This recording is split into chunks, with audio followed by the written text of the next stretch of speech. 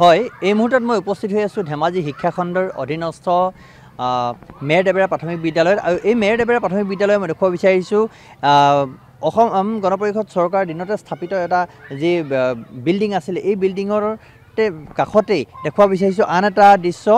এই বিদ্যালয়ৰ যি চতুৰ্থ আৰু পঞ্চম শ্ৰেণীৰ ছাত্ৰ ছাত্ৰীসকলৰ বাবে আজিকোপতি এটা ইয়াত স্থায়ী শ্ৰেণীকোঠা নহ'ল, যাৰ বাবে এনেধৰণে টিঙৰ চালি দি আচলতে ইয়াত পাঠদান কৰিব লগা হৈছে। ইয়াৰ ভিতৰৰ দৃশ্যলৈ আপোনালোকক দেখুৱাম।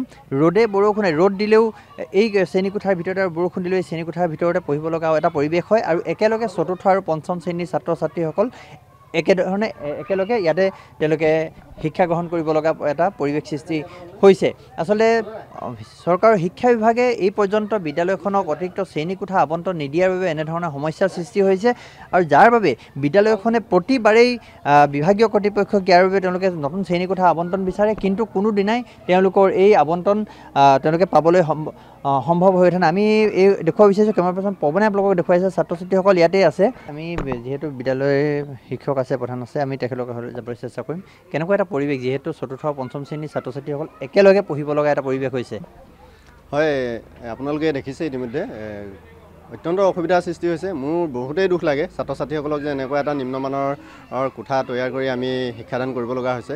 গতিকেলৈ আমি যেতিয়া গৰম হয়, এতিয়া অত্যন্ত গৰম হৈ গৈছে কিছুদিনৰ আগত, গতিকে সেই গৰমৰ সময়ত আমি ছাত্ৰ ছাত্ৰীসকলক উলিয়াই আনি গছৰ তলত পাঠদান কৰোঁ।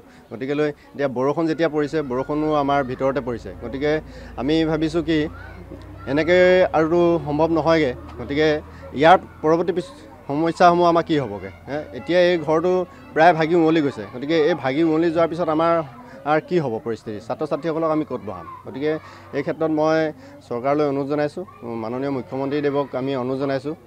আৰু ইতিমধ্যে তেখেতে ঘোষণা কৰিছে যে তেখেতে বিশেষ আঁচনিৰ দ্বাৰা চৰকাৰী বিদ্যালয়সমূহলৈ নতুন গৃহ প্ৰদান কৰিছে, কিন্তু দুখৰ বিষয় যে আমাৰ বিদ্যালয়খনে সেই আঁচনিত ঢুকি পোৱাগৈ নাই। আপোনালোকৰ ছাত্ৰ ছাত্ৰী কিমান আছে? আমাৰ ছাত্ৰ ছাত্ৰীৰ সংখ্যা 104জন, শিক্ষক আমাৰ 2জন আছে। গতিকেলৈ 104জন শিক্ষক শিক্ষয়িত্ৰী ছাত্ৰ ছাত্ৰীৰ বিপৰীতে 2জন শিক্ষকে পাৰেনে, পাৰিবনে চলাব? 104জন ছাত্ৰ ছাত্ৰীৰ লগতে 6টা শ্ৰেণীকোঠাক 2জন শিক্ষকে শ্ৰেণী বা পাঠদান দিয়াটো কেতিয়াও সম্ভৱ নহয়। হ'লেও আমাৰ বিভাগে আমাক এনেদৰে চলাবলৈ দিয়াৰ বাবে আমি চলাই গৈ আছোঁ। যিমান পাৰোঁ কষ্ট কৰিছোঁ যদিও ছাত্ৰ ছাত্ৰীসকলক গুণগত শিক্ষা দিয়াৰ পৰা যেন ক'ৰবাত নহয় ক'ৰবাত মানে তেওঁলোক বঞ্চিত হৈছে, তেনেকুৱা অনুভৱ হৈছে। গতিকেলৈ এই ক্ষেত্ৰত মই এইটো অনুৰোধ জনাম বিভাগক যে আমাৰ বিদ্যালয়খনক অতি শীঘ্ৰে অতি কমেও 2জন শিক্ষক আবণ্টন দিয়ে যেন। হয়, নিশ্চিতভাৱে এই ক্ষেত্ৰত আমি স্পষ্টকৈ ক'ব বিচাৰিম শিক্ষামন্ত্ৰী ডাক্তৰ ৰণোজ পেগুক, যিহেতু ডাক্তৰ ৰণোজ পেগু নিজা জিলা এইখন ধেমাজি জিলা, আৰু ধেমাজি জিলাৰে এখন প্ৰাথমিক বিদ্যালয়ৰ এই দুৰৱস্থা।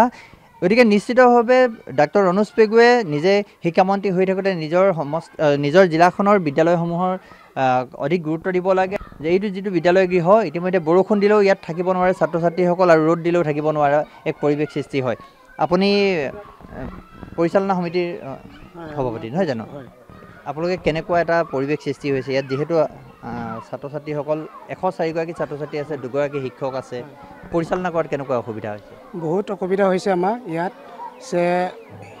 শ্ৰেণীকোঠাৰ অভাৱ হৈছে, আমাৰ শিক্ষকৰ অভাৱ হৈছে, বহুতখিনি সমস্যাৰ আমি ভুগিত হৈ আছোঁ এতিয়া।